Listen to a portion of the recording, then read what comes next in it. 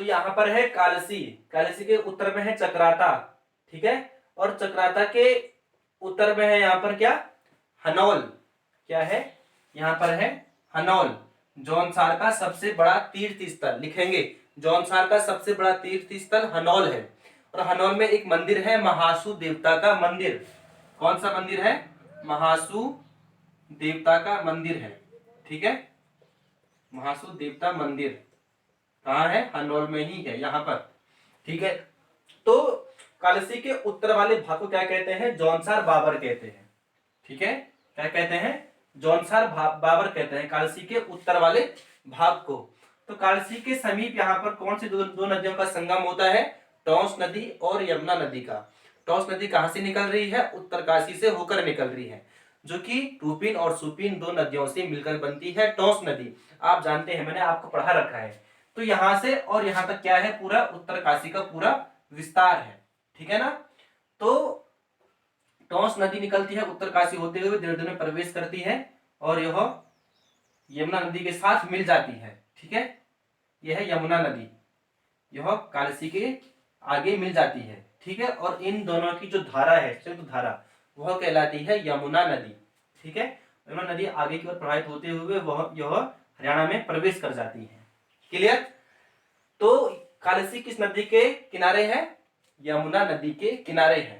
यहाँ पर है चक्राता, ठीक है, चक्राता में लगते हैं मेले, कौन कौन से, जैसे कि नुड़ाई मेला।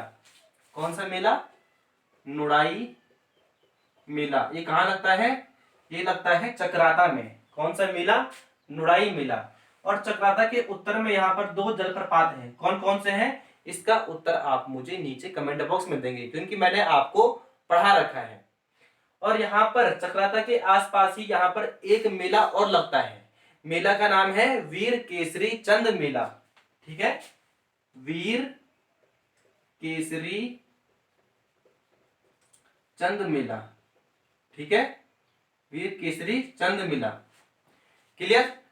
ये चक्राता के आसपास ही लगता है, यानी चक्राता के पास ही है, ठीक है, एक गांव है तो वहां पर लगता है ये मेला। तो जो वीर केसरी है, जो वीर केसरी जो चंद है, वह आजाद हिंद फौज में भी ये रहे थे। और इनका जो जन्म हुआ था वह 1 नवंबर 1920 को हुआ था। कब हुआ था, 1 नवंबर 1920 को, ठीक है, वीर केसरी चंद मेला, क्लियर, ठीक है। यहां पर है लाखा मंडल। लाखा मंडल किन दो नदियों के बीच में है, यमुना नदी और रिखनाड़ नदी के बीच में है। जब मैं आपको पढ़ा रहा था यमुना नदी तंत्र, तो मैंने आपको बताया था, ठीक है, कि जो ये लाखा मंडल है यह यमुना नदी और रिखनाड़ नदी के बीच में है। लाखा मंडल में क्या था, लाछा ग्रह, यानी कि महाभारत लाछा ग्रह कहाँ है, यहीं पर है, लाखा मंडल में है, जहां पर कि पांडवों को जलाने की योजना बना दी गई थी, किसके द्वारा, कौरवों के द्वारा, ठीक है। तो वो लाछा ग्रह यहीं पर ही है। तो यहां पर लगता है देहरादून में झंडा मेला।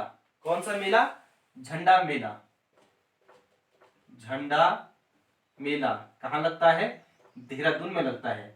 जब गुरु राम राय जी का जब जन्म दिवस आता है ना, गुरु राम राय जी का जब जन्म दिवस आता है, तो क्या लगता है, यहाँ पर झंडा मेला लगता है। तो जो पंजाब से जो भक्त आते हैं यहाँ पर इस मेले में, ठीक है, पंजाब से आते हैं, तो उन्हें क्या कहा जाता है, संगत, क्या कहा जाता है, संगत कहा जाता है, ठीक है, क्या कहा जाता है, संगत कहा जाता है। तो गुरु राम राय ने यहाँ पर गुरुद्वारे की स्थापना कब की थी और देहरादून कब आए थे, इसका उत्तर आप मुझे नीचे कमेंट बॉक्स में बताएंगे, ठीक है। नेक्स्ट, यहां पर एक मेला और लगता है, मेले का नाम है भद्रराज मेला। कौन सा मेला, भद्रराज मेला, कहां लगता है, मसूरी के आसपास ही लगता है भद्रराज मेला, ठीक है। तो ये थे कुछ मेले और कुछ मैंने आपको मंदिरों के बारे में बताया। इसके बाद मैं आपको बताऊंगा जो यहाँ पर संस्थान है, महत्वपूर्ण संस्थान, ठीक है, उसका अध्ययन हम करेंगे। देहरादून से हम जितना कवर हो सके प्रश्नों को हम पूरा कवर करेंगे, ठीक है। तो बने रहिए।